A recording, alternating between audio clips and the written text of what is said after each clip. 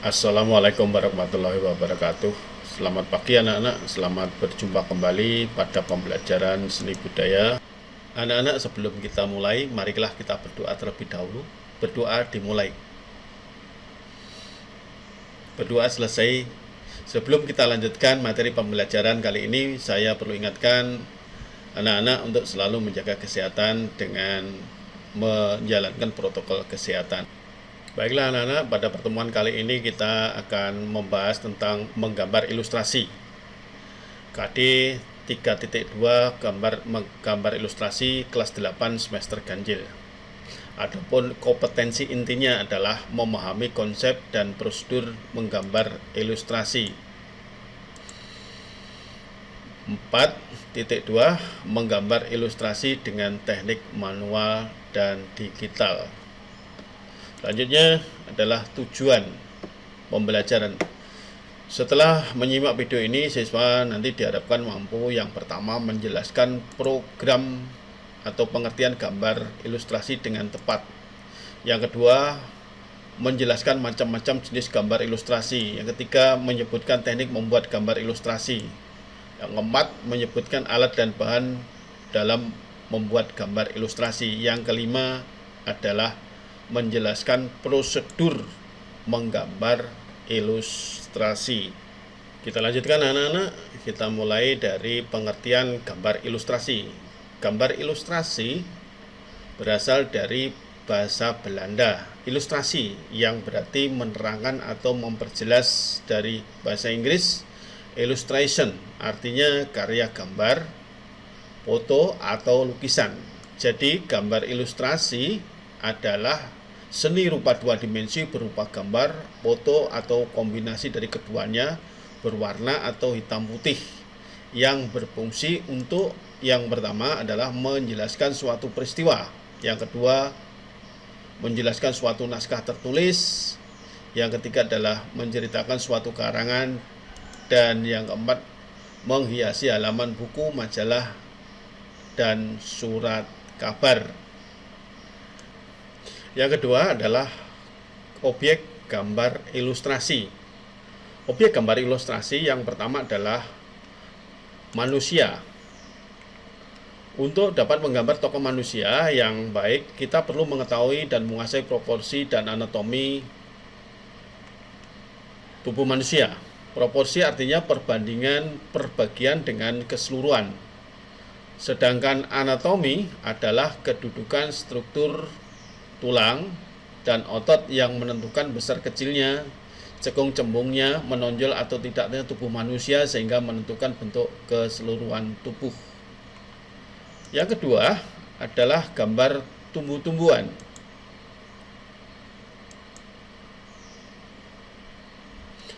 Menggambar tumbuh-tumbuhan perlu kita mempelajari seperti bentuk lain, karena bentuk tumbuh-tumbuhan juga merupakan bentuk seperti yang lain, misalnya seperti binatang dan manusia.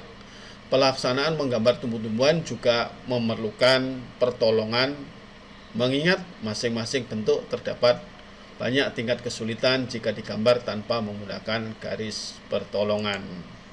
Yang berikutnya adalah objek binatang. Untuk menggambar binatang, kita mengenal banyak binatang dengan berbagai jenis, ya. Misalnya ada binatang darat, ada binatang air, ada binatang udara. Nah, ada banyak jenis binatang yang baik darat, laut, dan udara. Masing-masing memiliki keunikan tersendiri.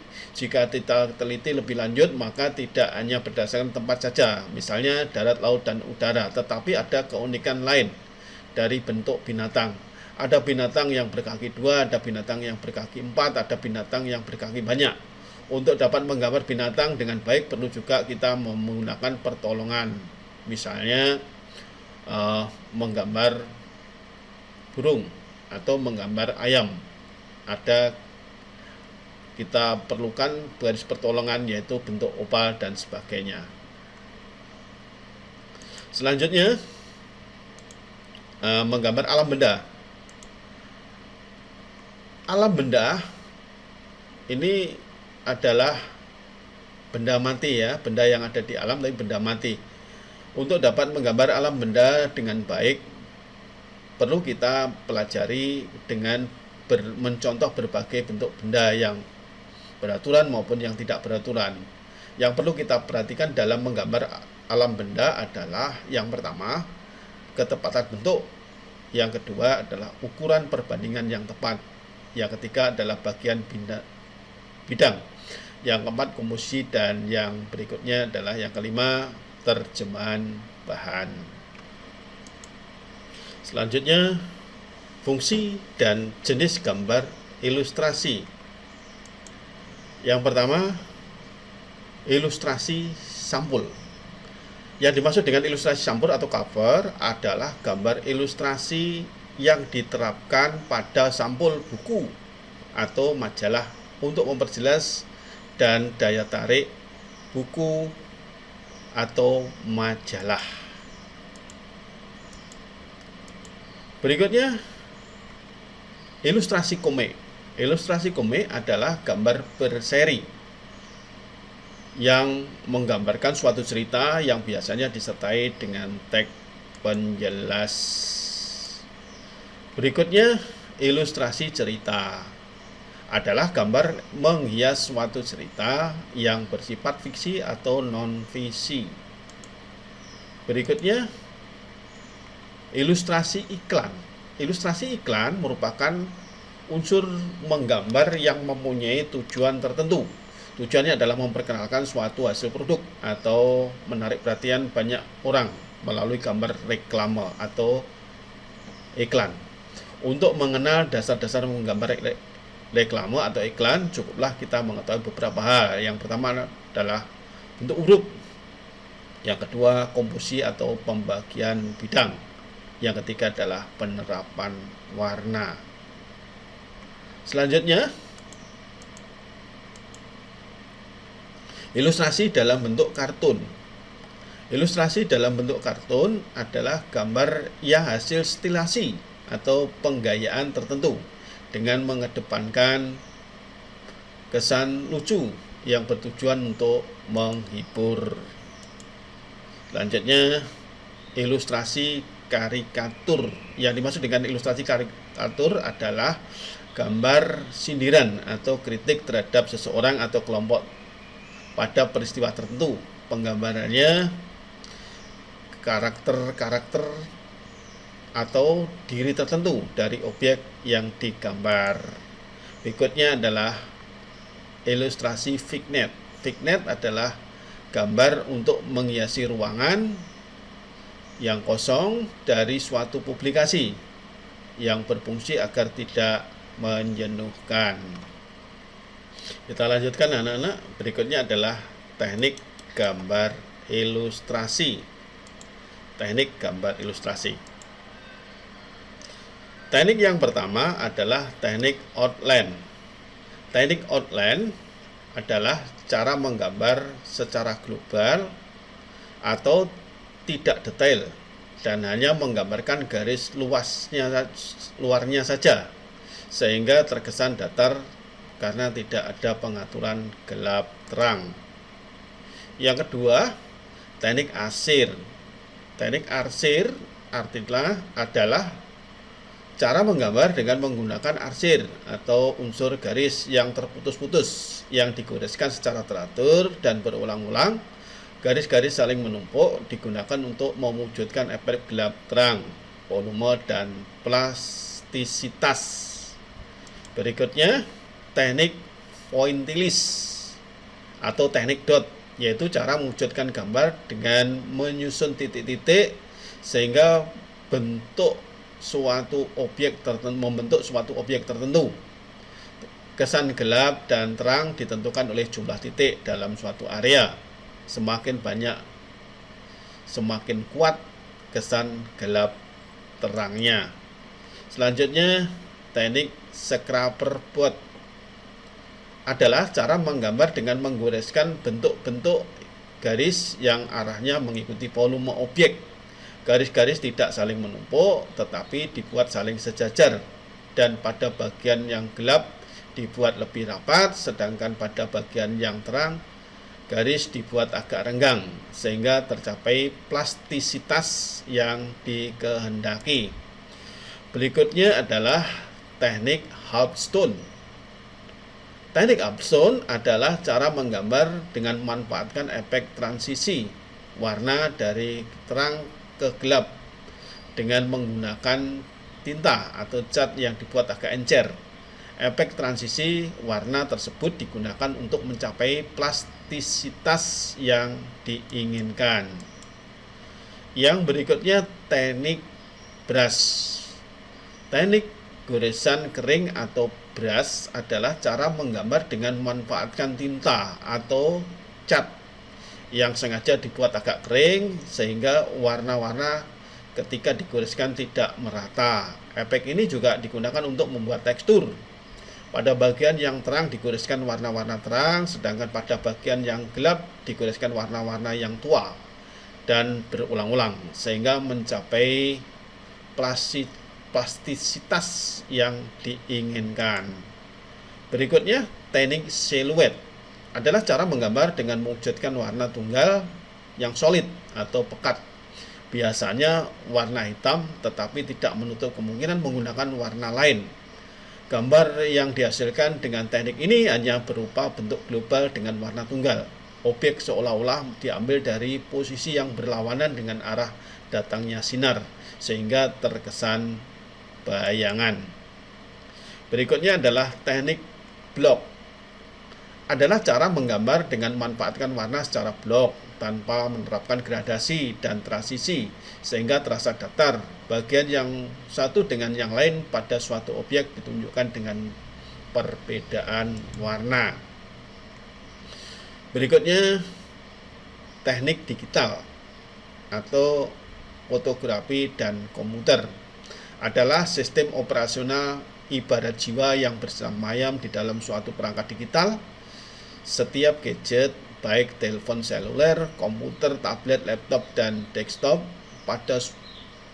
pasti memiliki platform sarana untuk menjalankan berbagai aplikasi seperti CorelDRAW, Photoshop, dan berbagai aplikasi digital pada perangkat smartphone. Untuk perangkat penggerak atau bergerak pada beberapa nama sistem operasi yang lazim dikenal. Mereka adalah Google Android, Nokia Symbian, Apple iOS, BlackBerry, dan Samsung. Pengguna tinggal menggunakan sesuai dengan kemampuannya dengan cara menginstal terlebih dahulu. Berikutnya, alat dan bahan menggambar ilustrasi. Ada dua. Yang pertama adalah manual. Untuk alat manual, bahannya tidak memerlukan cair atau cairan, misalnya seperti pensil, arang, kapur, dan krayon. Sedangkan bahan yang memerlukan cairan misalnya seperti cat air, cat akrilik, poster, dan lain-lain. Dan yang berikutnya adalah alat menggambar digital, yaitu bahan yang memerlukan perangkat elektronik, misalnya seperti komputer, foto, Android, dan lain-lain. Berikutnya, prosedur menggambar ilustrasi. Yang pertama harus memiliki gagasan. Gagasan bersumber dari bahan yang akan diilustrasikan. Setelah ada gagasan, tentukanlah adegan apa yang akan digambar, siapa saja tokohnya, bagaimana suasananya, tentukan pula corak gambar dan media yang akan kamu gunakan. Yang kedua, gambar sket. Proses menggambar paling awal adalah menyeket atau membuat rancangan gambar sket dengan menggunakan pensil warna atau langsung menggunakan media yang akan dipakai. Gagasan yang akan dituangkan bersamaan dengan proses gambar sket direncanakan baik-baik. Yang pertama, buatlah coretan kira-kira bagaimana tata letak objek yang digambar dan bagaimana gerak yang terjadi. Yang B, satukan semua unsur gambar yang direncanakan. C, beri detail sehingga gambar lebih sempurna. D, beri gambar sesuai dengan corak yang telah kamu tentukan. E, setiap unsur harus bercorak yang sama agar tak terkesan seperti kolase. Yang ketiga, pewarnaan. Setelah gambar sket dianggap selesai, kita dapat mewarnai pewarnaan dalam menggambar ekspresi. Dapat dilaksanakan dengan dua corak, yaitu corak realis dan corak bukan realis, ekspresionisme, impresionisme, abstrak, dan lain-lain. Pewarnaan corak realis harus sesuai dengan keadaan nyata, sedangkan pewarnaan corak yang bukan realis bebas atau tidak terikat pada warna aslinya. Demikian anak-anak proses menggambar ilustrasi. Selanjutnya anak-anak ada tugas kalian membuat rangkuman dari video tersebut dalam bentuk tulisan atau ditulis tangan atau diketik di Word dan kirim tugas tersebut di Google Classroom kalian. Jangan lupa menuliskan identitas, nama, kelas, dan nomor absen. Apabila kalian ada kesulitan, bisa menghubungi Bapak Ibu guru seni budaya kalian via WA atau menuliskan di Google Classroom kalian. Demikian anak-anak pembelajaran seni budaya pada materi gambar ilustrasi kali ini. Untuk tadi berikutnya yaitu nanti menggambar ilustrasi KD 4.2. Ya, kita lanjutkan dengan praktek. Sampai bertemu pada pertemuan yang akan datang. Praktek menggambar ilustrasi. Demikian, terima kasih. Wassalamualaikum warahmatullahi wabarakatuh.